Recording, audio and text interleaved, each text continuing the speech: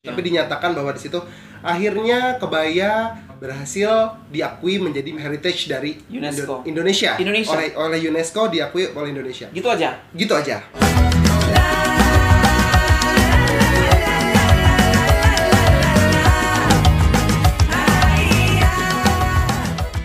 Hi everyone, welcome back to my channel and this is About Sastra. Yay! Okay everyone, thank you so much for clicking this video. Stop by to our channel and today I'm not alone. I have Assalamualaikum everyone, Aziz here. Yes, ada sedikit kemiripan lah baju kita Mister ya. Ada sama-sama white warna ya. putih, walaupun kamu black and white, aku blue and white. It's alright ya. Oke Mister, nah Mistika masih juga belum bisa bergabung dengan kita guys. Doakan segera Mistika bisa bergabung bersama di studio. Nah ada satu video nih happening banget, updated banget. Oke, tahan. Yaitu tentang akhirnya UNESCO memutuskan sebuah keputusan ini, yaitu kebaya belong to all of us. All of us itu siapa? Ternyata belong to 5 countries. Brunei Darussalam, Singapore, Malaysia, Indonesia, Thailand. Thailand. Aku kaget. Thailand juga. Ya, Thailand juga. Belongs Thailand to juga. kebaya, Masya Allah. Seperti apakah kita benar-benar ambil sumber itu, nggak sumber ecek-ecek, nggak sumber kaleng-kaleng. Kita langsung ambil sumbernya daripada UNESCO. Situs UNESCO dan channel UNESCO kita ambil dan kita akan coba pahami seperti apakah. Dan ini semoga bisa menjadikan informasi banget buat kita semua yang ada di luar sana, yang mungkin pemahaman kita masih salah tentang kebaya. Seperti itu. Dan everyone, without any further ado, here we go. 1, 2, 3. UNESCO, Intangible Cultural Heritage. Multinational Nomination of Kebaya, Brunei Darussalam, Indonesia, Malaysia, Singapore, and Thailand. Kebaya, an elegant and enduring attire that is worn by women from all walks of life, including social backgrounds, ages, ethnicities, and religions across various communities in Southeast Asia that include Brunei, Indonesia, Malaysia, Thailand, and Singapore. It represents the multicultural identity and shared history of submitting countries, as well as a symbol of women's cultural identity and empowerment. It also has strong connections to other forms of intangible cultural heritage, including festivals, social practices, and rituals. While the kebaya is an integral part of everyday life, it has evolved over time with the changing lifestyles of women across the region. Kita melihat sejarah kebaya dari eyang-eyang kita atau nenek-nenek kita dan ibu kita sudah mengajarkan kita berkebaya sejak kita kecil. Pada zaman kanak-kanak dulu, saya melihat kebaya ini digunakan oleh Brunei Darussalam delegation sebagai baju harian. Sehingga kini kebaya masih diminati dan dikira usia. I started wearing kebaya when I was a young teenager, and I enjoy wearing it because give you the freedom of how you match the kebaya with the batik sarung. Look at those colors. This is the craftsmanship that is difficult to find because one full kebaya like what I wear, Oh my God! 1 year, stitch by stitch. It is the real-time consumer job. It's about time that we recognize kebaya as an iconic fashion. I suppose when you embellish something on the kebaya, it reflects your identity, your style. Across the submitting states, the bearers and practitioners of kebaya comprise both men and women and include wearers, craftspersons, designers, and students who are involved in the crafts of designing and making the kebaya. In addition, cultural associations and non-governmental organizations are involved in promoting the making and wearing of the kebaya. What motivates me to make more kebayas? I've seen many people come here with their mothers, their grandmothers, and their grandchildren. So I feel very motivated. There's a sense of connection between families. Each submitting state reached out to their respective communities during the preparation for the multinational nomination. Online meetings and in-person discussions were also held to coordinate across the 5 submitting states. As part of joint safeguarding efforts, workshops were held for practitioners, communities, cultural experts, and government officials to come together and share their experience, contribute to the drafting of the nomination form, and develop proposed safeguarding measures. Mereka propose sama-sama, Participants also agreed to set up a network called Kebaya Kita to maintain communications and carry out programs such as research efforts and educational campaigns so as to raise awareness and participation in Kebaya in the submitting states and across the region. We sincerely hope Malaysia and our neighboring country, we sincerely hope that it will be listed because Kebaya is our cultural heritage. It transcends all races and all religion and all creed and all ethnicity. So it's really something that I can be proud of, or we should be proud of, and it empowers us, especially the women, to be able to wear a cultural attire, garment, and be proud of it and to say that this is our heritage. Saya menyokong elemen kebaya untuk disenaraikan di bawah Konvensyen UNESCO 2003. I support the multinational nomination of Kebaya because by working together, we can inspire the next generations of Kebaya makers and wearers. I support the multinational nomination of Kebaya because it is important part of a shared culture heritage between the country. Wow, alhamdulillahirobbilalamin. Oh, UNESCO ini langsung sumbernya, aku nggak ambil dari sumber-sumber yang lain yang bisa menimbulkan pro dan kontra, langsung dari sumbernya Very UNESCO. credible. Yes. Very credible. Sumber yang bisa kita percayai. Oke, Mister. Oh my goodness. I was very happy when I read this very first time in social media. Yeah. Waktu itu dari akun social media milik company atau NGO di Indonesia.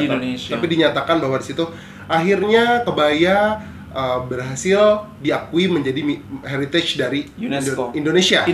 Oleh UNESCO diakui oleh Indonesia. Gitu aja. Gitu aja.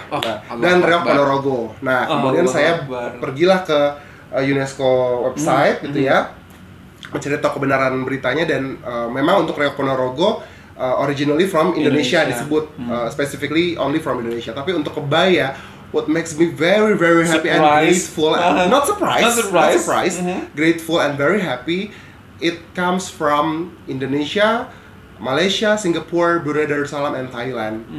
Because as well as I know that before we know that there is Indonesia, Singapore, Brunei Darussalam, Malaysia, and Thailand, sebelum ada nama-nama negara tersebut, tanah-tanah ini adalah satu kesatuan yang kita biasa sebut sebagai satu Nusantara.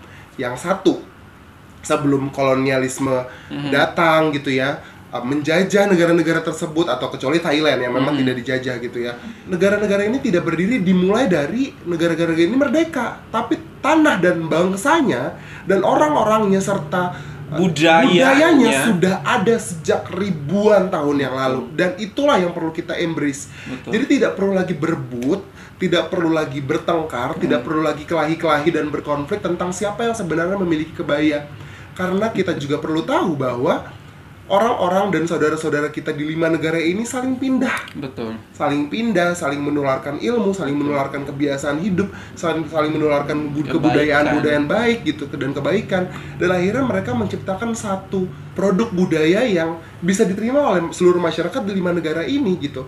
Dan yang paling membahagiakan lagi adalah akhirnya diakui oleh organisasi pendidikan dan kebudayaan terbesar dan paling kredibel di dunia, yaitu UNESCO di bawah PBB gitu. Masya Allah. Nah, kayak aku flashback lagi nih ke aku gitu. Sebelum semuanya aku tahu bahwa ini milik 5 negara, dulu aku sempat kaget gitu. I thought that Kebaya, karena aku besar, aku buka mata aku paham, aku belajar, aku tumbuh melihat orang-orang Indonesia menggunakan kebaya. And then aku juga paham, berarti ini kebaya dari Indonesia. Seperti itu. And then once aku ke Malaysia, ada kebaya nyonya seperti itu. Di sana peranakan bapak seperti itu. Kok kebaya juga ya? Gitu aku sempat bertanya, mungkin mereka peleburan ya seperti itu. And then kalau Malaysia masih paham, Brunei masih sedikit paham, Singapura masih boleh-boleh. Karena dulunya Malaysia juga kan. Kalau Malaysia berdua kita masih satu serumpun gitu. And then Thailand. Thailand. Allahu Akbar. kok Thailand juga seperti itu.